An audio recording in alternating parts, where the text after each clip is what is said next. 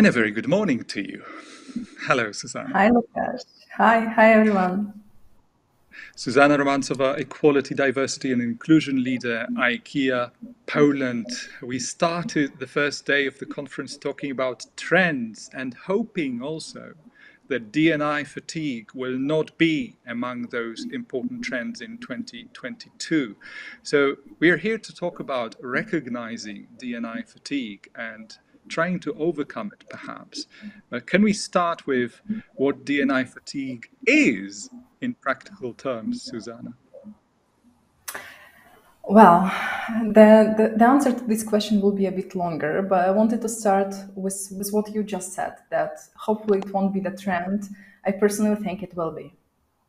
And it shouldn't be necessarily a bad thing, because it means that the more we do, the higher is the risk that we might face this fatigue. So it's nothing bad or dangerous with the fatigue if we fully understand what it is. So coming back to a question about the definition, the funny thing is that none of us really knows what D&I fatigue is. Because if we look into the theory behind it, there is no. Really, I started preparation to this talk with Google Scholar, and I really wanted to dig deeper into the research. And I discovered basically that there is a lack of research regarding D&I fatigue, which means that all of us somehow understands the topic, that it should be about tiredness, right? But in the same time, there is no theoretical and practical foundation to build on. So for me personally, it was such a learning journey to get prepared for today's talk. And I wanted to invite you together with me to discover this concept and topic.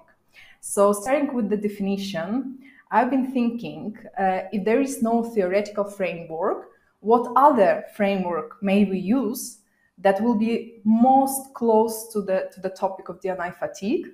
And I came up with the idea to use Maslow occupationally burnout theory, and to present the concept of D&I fatigue through this burnout theory. So I prepared a Venn diagram for us today, and if you may show it to the audience, that would be perfect. Yes, I did it in PowerPoint, so it's not that professional, but I think it will help us to navigate through this topic. So basically, It's cute, D&I isn't fatigue. it? Yeah. Oh, thank you so much. This is like a maximum of my graphic abilities, to be honest. So diversity fatigue is the combination of those three main factors, which is exhaustion, which is cynicism, and inefficacy. And we may dig deeper in every one of them. All right, so perhaps to understand it better, now that we've agreed there are no specific definitions as such, but there are certainly examples, that's one thing. And the other thing is, once you understand the examples, you know that there will be specific mistakes that lead to D&I fatigue. Can you comment on that? Yeah, absolutely. If we focus on this diagram and we start with exhaustion, so the example of that would be that the co-workers, the management, D&I leaders feel tired. And the source of this tiredness mainly is in constant talking about diversity. And the intention is beautiful, that we repeatedly communicate that diversity is important. But every meeting starts with this message, and there is no walking the talk, meaning we start by saying, but we do not continue by action. And this might be the first example, yeah. Can I ask you on that one? Because exhaustion is a powerful word, isn't it? It's a strong sense of even annoyance, being really tired about the topic. But it's essentially also about imbalance, isn't it? Because when you think about the emblems of diversity, the rainbow flag, all these things, some of, especially conservative minds in your organizations will probably think, where's the balance in all that? I can see the symbols and signals of the D&I world all around me, but none whatsoever of other, say, value systems, maybe even denominations in that context. And this is how you move forward to the cynicism. Because what you just described is exactly the lack of this shared value to everyone. That I see that those talking points and maybe minor actions are focused on one group, and I may understand the intention, but I don't feel how may I use those actions or even the intention of the company. So this would be this second component, right? And the third one is this inefficacy, meaning there are some actions, but they are chaotic, right? There are ad hoc interventions, and something new is coming up, popping up, and we're doing the next thing. We may devote the whole month thinking about D&I event instead of planning the program. And this is like an efficacy, right? So the fatigue would be the combination of those three. And they have to happen, all of them, in some prolonged period of time. Because if we just hear a few comments, or we have this, the period of tiredness, or we just see that some actions were unsuccessful, it wouldn't be really fatigue, It would be still something that we can recover from and we can change. But the combination in itself is what drives the fatigue itself. And behind every of those components, you may see the source of it, right? So in the exhaustion, it's this too much talking, too little walking. In cynicism, as I mentioned, is when you focus exclusively on one group, right? And this is widespread. And in efficacy, when you work hard, you do really a lot, but this is not smart enough. Susanna, would it be fair of me to ask you to improvise a list of typical mistakes that lead up to D&I fatigue? First, and the most important probably would be not understanding why the company is engaging into the topic, because this why, this unique pain point of every organization has to be yours, has to be researched, and the interventions and the programs have to be evidence-based. It means I'm not, as an organization, copy-pasting from the market.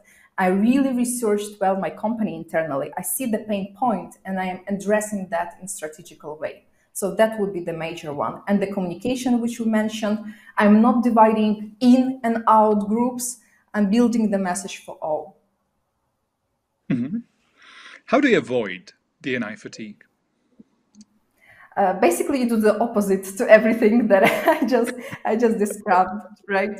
So you make sure that behind every intention communicated, there is an action. So before you communicate, plan well the interventions and do that immediately. So if you have the statement that we as a company are integrating diversity and inclusion, it means that in 2-3 weeks, you will have the first effective program.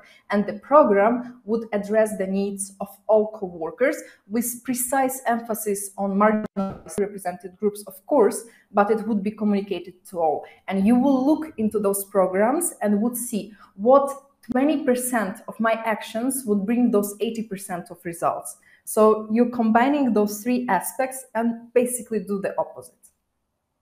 So it's essentially exhaustion, cynicism, inefficacy. How do you detect the first symptoms of when fatigue is beginning to occur, beginning to show its sort of ugly face in the organization?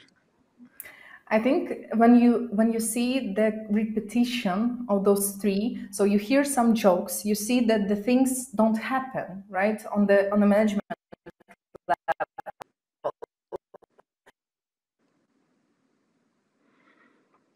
Oh, I certainly hope we haven't lost the connection with Susanna. If we have, our studio is certainly going to come back to that connection in a moment. So bear patiently with us. As you can see, it's a hugely important topic.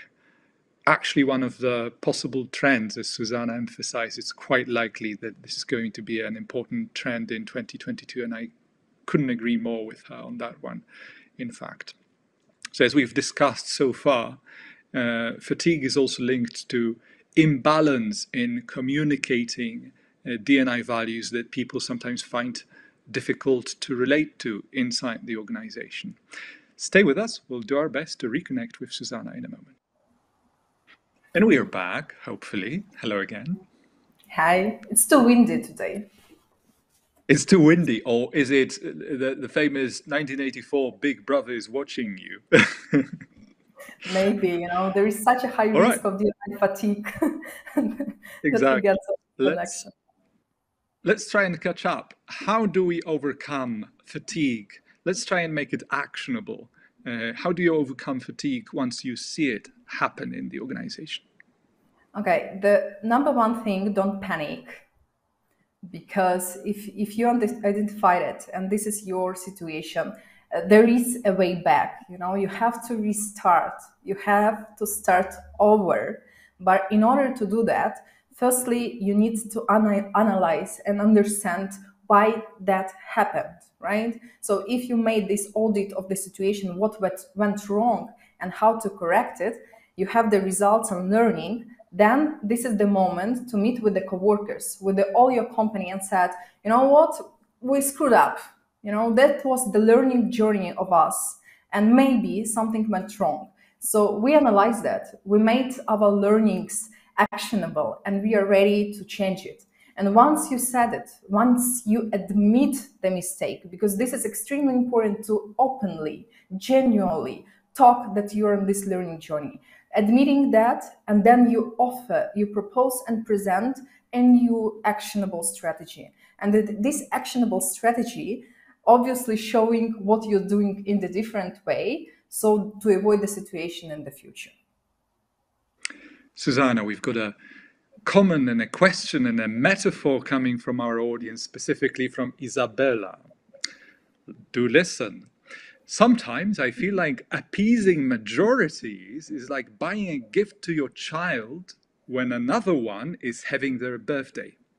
So that it wouldn't feel left out. You know what I mean? That's the question part. And the comment also from Joanna. I feel what you're saying.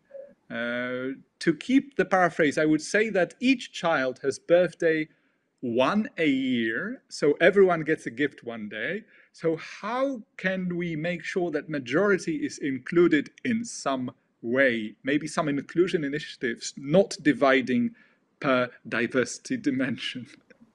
It's a slightly convoluted question, I know, but I'm sure you will handle that one. No, it's perfect. And this is the question I'm having in my mind all the time, right?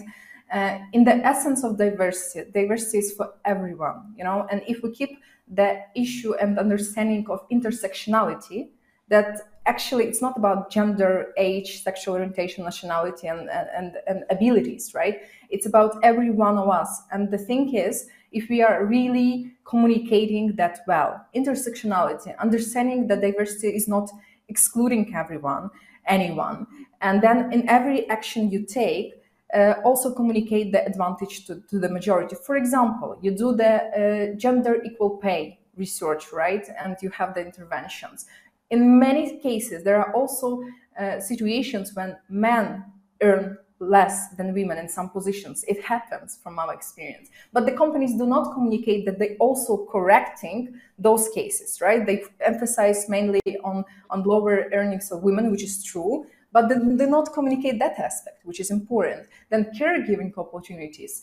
Obviously, women need more support because our society is constructed in this way. But from those interventions, men use and take the advantage as well. This is like I can go into that topic with great pleasure.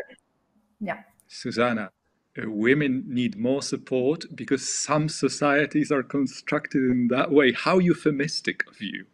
Let me put it this way. But we've got one more question from Joanna, who wants to explore on that a little further. How not to broaden this split or gap between D&I supporters and those against, those who feel fatigued. It's an important question in that it also says something between the lines. What it says between the lines is that the gap is going to exist, whether you like it or not. So the question is like mitigating the scale of the disaster in the sense that how do you make sure it doesn't become broader? I love this question. This is very interesting because usually if you look at any organization, there will be 10% of your most active supporters. There will be 10% of people who are disengaged, let's call it like that. And there will be like 80% of other people whose potential and engagement you are not developing in most of the cases. So if you want to shorten the gap, You have to focus on those 80% that you do not usually engage in those activities and empower them with the skills and knowledge. And then those 10% there, sorry, I lost my microphone. So emotional topic. So when those 10% that are disengaged, right? Listen to them, understand their fears or any arguments they have against, work on them, but do not focus too much. There are 80% of your coworkers who probably you oversee in your programs, and you have to engage them. Susanna, I wish we had more time to explore this topic. I'm sure it will come back in sessions that follow. Thank you very much for giving us an invaluable perspective on the challenge ahead of us. It's been wonderful Thank you to for have you with having us. me. Thank you. Susanna Romantsova, Equality, Diversity and Inclusion Leader, IKEA Poland. Thank you again.